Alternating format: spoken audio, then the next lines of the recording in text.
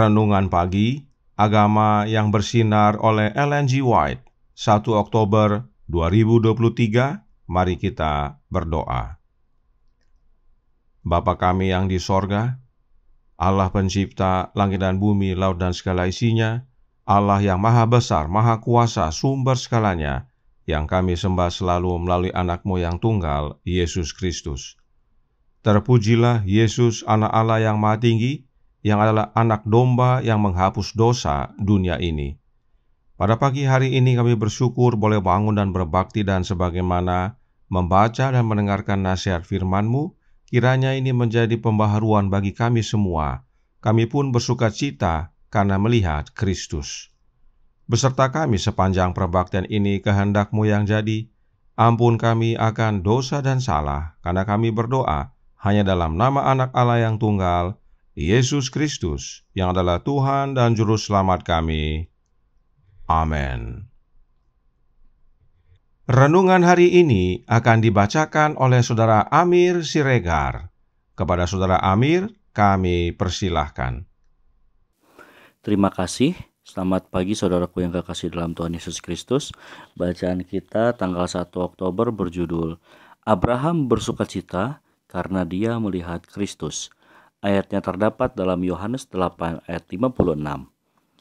Abraham bapamu bersukacita bahwa ia akan melihat hariku, dan ia telah melihatnya dan ia bersukacita.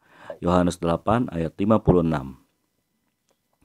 Abraham sangat ingin melihat juru selamat yang dijanjikan. Dia membacatkan doa yang paling sungguh-sungguh agar sebelum kematiannya dia dapat melihat Mesias. Dan dia melihat Kristus. Terang adikodrati diberikan kepadanya, dan dia mengakui karakter ilahi Kristus. Dia melihat harinya dan bersukacita. Dia diberi pandangan tentang pengorbanan ilahi untuk dosa. Mengenai pengorbanan ini, ia mempunyai sebuah ilustrasi dalam pengalamannya sendiri. Perintah datang kepadanya. Ambillah anakmu yang tunggal itu yang kau kasihi, yakni Ishak. Pergilah ke tanah Moria dan persembahkanlah dia. Dan persembahkanlah dia sebagai korban bakaran. Di atas mezbah korban dibaringkannya anak perjanjian, anak yang menjadi pusat harapannya. Kemudian ketika dia menunggu di samping mezbah dengan pisau terangkat untuk menaati Allah, dia mendengar suara dari surga berkata, "Jangan bunuh anak itu, dan jangan kau apa-apakan dia, sebab telah kuketahui sekarang bahwa engkau takut akan Allah, dan engkau tidak segan-segan untuk menyerahkan anakmu yang tunggal kepadaku." Cobaan yang mengerikan ini menimpa Abraham, agar ia dapat melihat hari Kristus dan menyadari betapa besarnya kasih Allah terhadap dunia, yang sedemikian besarnya sehingga untuk mengangkat dunia dari kemerosotannya, ia menyerahkan anaknya yang tunggal ke dalam kematian yang sangat memalukan. Abraham belajar dari Allah pelajaran terbesar yang pernah diberikan kepada manusia fana. Doanya agar dia dapat melihat Kristus sebelum dia meninggal terkabul. Dia melihat Kristus. Dia melihat semua yang dapat dilihat dan dijalani oleh makhluk fana. Dengan menyerahkan diri sepenuhnya, dia mampu memahami visi Kristus yang telah diberikan kepadanya. Kepadanya ditunjukkan bahwa dengan memberikan anaknya yang tunggal untuk menyelamatkan orang-orang berdosa dari kehancuran kekal, Allah melakukan pengorbanan yang lebih besar dan lebih menakjubkan daripada yang dapat dilakukan manusia. Diambil dari Desire of Ages halaman 468 sampai 469. Demikian bacaan renungan pagi kita pada hari ini. Terima kasih dan Tuhan Yesus memberkati. Terima kasih atas penata layanan Saudara Amir. Tuhan Yesus memberkati. Selamat pagi saudaraku dalam Tuhan. Ayat inti renungan hari ini berkata, Abraham bapamu bersuka cita bahwa ia akan melihat hariku, dan ia telah melihatnya dan ia bersuka cita. Tentang hal ini, Roh Nubuat menuliskan dalam The Gospel Herald tanggal 1 Agustus tahun 1906 paragraf 7 yang berbunyi, bagaimana Abraham dapat melihat rencana penebusan? Bagaimana dia dapat memahami pekerjaan besar dan agung dari rencana ini di masa-masa mendatang? Oleh iman. Dia melihat akar dan keturunan Daud, bintang fajar yang terang benderang. Dia melihat satu-satunya kegenapan besar dari pengorbanan yang menghiasi firman dengan kehadirannya, menjalani kehidupan Allah di dunia yang penuh dosa ini, dan kebenarannya berjalan di depannya, menunjukkan kepadanya jalan dan kemuliaan Tuhan adalah upahnya. Abraham melihat harinya Kristus oleh iman, dan Abraham bersuka cita. Kenapa Abraham bersuka cita? The Gospel Herald tanggal 1 Agustus tahun 1906 paragraf 8 melanjutkan, Abraham memiliki ketertarikan khusus pada anak domba Allah yang menghapus dosa dunia. Kepadanya dinyatakan bahwa di dalam Kristus terpusat harapannya akan kehidupan kekal.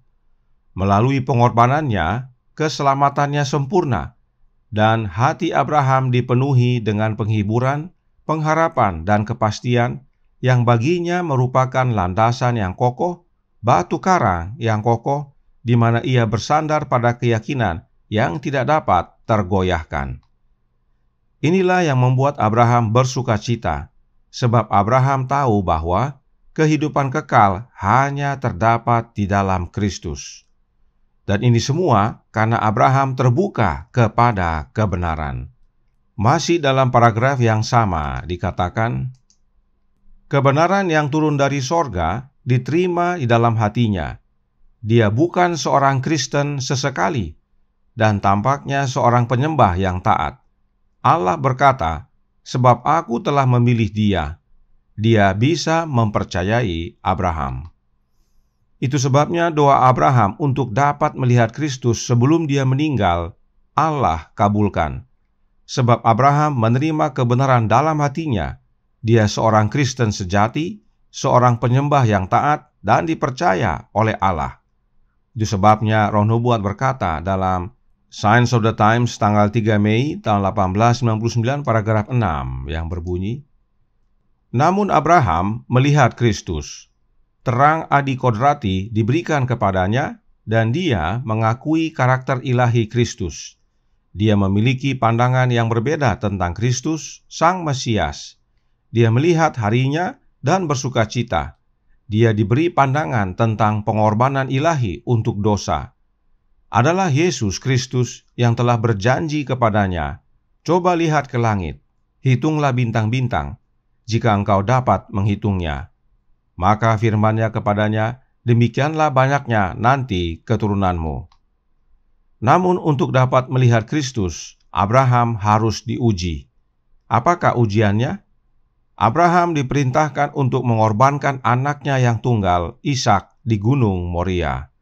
Itu sebabnya renungan hari ini berkata dalam Radiant Religion, halaman 276 paragraf 2. Cobaan yang mengerikan ini menimpa Abraham agar ia dapat melihat hari Kristus dan menyadari betapa besarnya kasih Allah terhadap dunia yang sedemikian besarnya sehingga untuk mengangkat dunia dari kemerosotannya, ia menyerahkan anaknya yang tunggal ke dalam kematian yang sangat memalukan.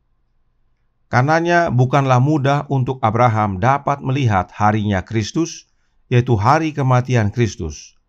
Abraham harus terlebih dahulu merasakan sedikit dari apa yang Allah Bapa akan rasakan saat Bapa menyerahkan anaknya yang tunggal ke dalam kematian nantinya. Dan Abraham bersukacita bukan karena Ishak tidak jadi dikorbankan, tetapi oleh karena kematian Kristus, Abraham dan semua yang percaya dapat beroleh hidup yang kekal. Dan ini semua karena iman kepada janji Allah. Signs of the Times tanggal 29 Agustus tahun 1900 paragraf 11 berkata, "Karena iman, ia memegang janji itu. Kristus menyatakan dirinya kepadanya. Abraham melihat inkarnasi juru selamat dan bersukacita." Kiranya kebenaran ini menjadi sukacita bagi kita juga, sebab kita bukan lagi melihat janji, tetapi sudah menerima kegenapan janji itu. Sebab Yesus telah mati menjadi korban pendamaian, dan melalui Yesus kita dipersatukan kembali kepada Bapa. Dan bila mana kita tetap teguh dan setia hingga pada akhirnya, saat Yesus datang kedua kali, kita boleh diselamatkan. Karenanya bersukacitalah. Tuhan memberkati. Saya bawa dalam nama Yesus. Amin. Mari kita berdoa.